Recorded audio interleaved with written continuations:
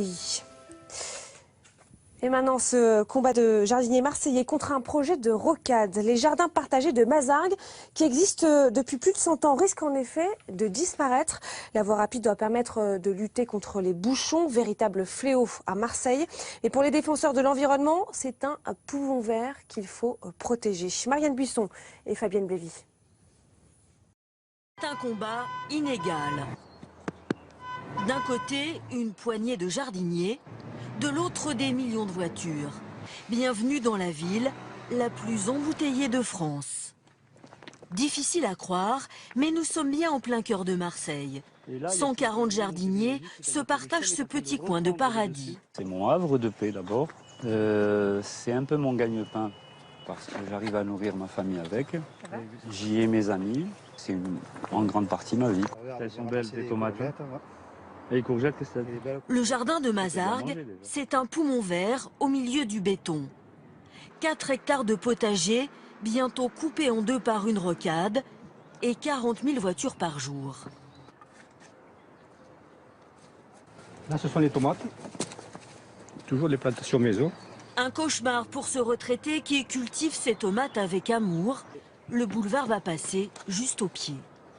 Mais si me passe à 30 mètres, les légumes ils vont être pollués. Les tomates vont être toutes noires. Elles vont les retomber. Donc, immangeables.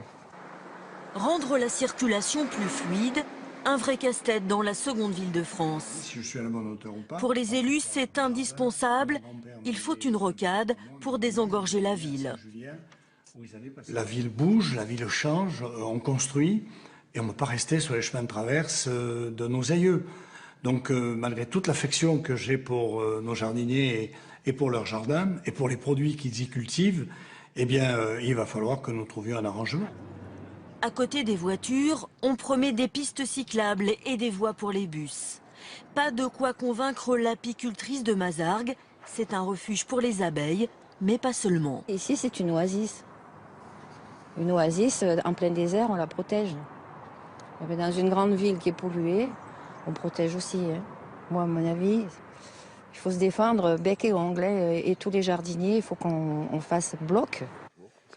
Mais la bataille est difficile. Recours administratifs, réunions d'information et pétitions sur Internet, ce sont leurs armes. Ensemble, jardiniers, mais aussi habitants du quartier. Toutes les villes essayent de limiter le nombre de véhicules, de développer les transports en commun. Et nous, on a l'impression qu'à Marseille, on fait tout l'inverse. Vous avez reconnu votre récolte? Oui. D'accord. C'est aussi pour les plus jeunes qu'ils se battent.